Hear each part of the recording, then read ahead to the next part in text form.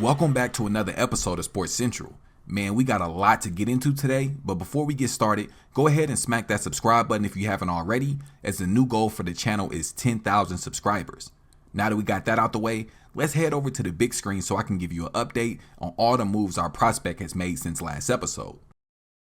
The time Reggie spent at UCLA was quite eventful to say the least. I mean, no one could have predicted that outcome. After going through all those ups and downs, King was finally ready to get back on the field, but he had a huge decision to make.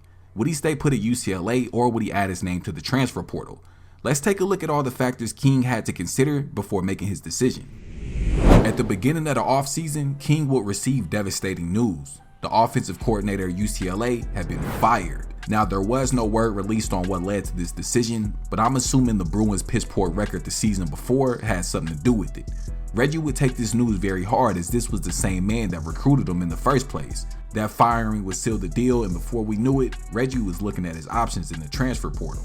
Alright, so for starters, King had to take a look at the transfer portal rankings. Now, as you can see, they had our prospect ranked number 6, and they also gave him a very nice NIL evaluation at just over $500,000. Now, if you ask me, that says a lot because he only appeared in 3 games last season. Reggie's entire offseason was spent traveling the country on college visits. From the massive Power 5 schools to the smaller mid-major schools, he was open to them all. But after getting a good idea of what his transfer options would be, the next task would be analyzing what the Bruins team would look like next season. Now, of course, there were a few good players returning from last year's team, but even with those guys, they were still only able to win 6 games. After taking the time to weigh out all his options, King finally made the decision to officially enter his name into the transfer portal.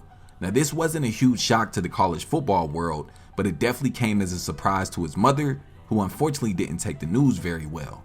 Reggie decided to officially transfer schools and follow his offensive coordinator completely across the country to the University of Syracuse. Now, their 7-6 record the year before wasn't much better than the Bruins, but the new coaching change and the incoming offensive weapons seemed to be what led Reggie to make this decision. But look though, the transition to the East Coast was a bit rough. Not only was it extremely cold compared to LA, but I mean the whole New York City vibe was just completely different. Man, since King didn't know anybody in the city, he spent his first month or so cooped up in his apartment learning the playbook and studying film. But look man, all those hours he spent studying translated to the field immediately. In just 2 short practices, our prospect was able to lock down the starting spot going into week 1 of the season. So I think I'm speaking for everybody when I say I definitely didn't see Syracuse as an option. The one thing we all know about the ACC is every team there is a threat.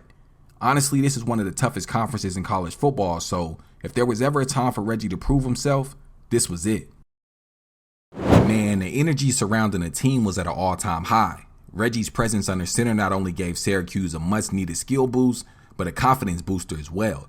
So y'all got to keep in mind, King was a heavily recruited transfer, so when he decided to come here, he brought all that attention along with him.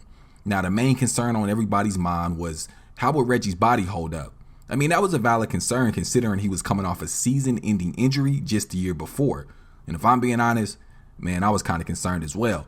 But look, man, I think King had been hearing all that talk. He was looking to shut his doubters up immediately with his aggressive play style. He was able to pull off several impressive scrambles all throughout the game and complete several risky passes as well. Syracuse was able to take the victory on the road and move on to a very impressive 2-0 start. Now, the first home game of the season was a complete sellout. It had been years since football fans filled this arena to capacity, and as you can imagine, man, the campus was buzzing. Now, this would actually become a key game because I believe we witnessed the dynamic duo come to life. King's chemistry with senior wideout Courtney Jackson seemed to have a very promising future, as they would make connections several times throughout the game. But listen though, Tulane was able to expose a huge weakness in the Syracuse offense, and that was the blocking up front.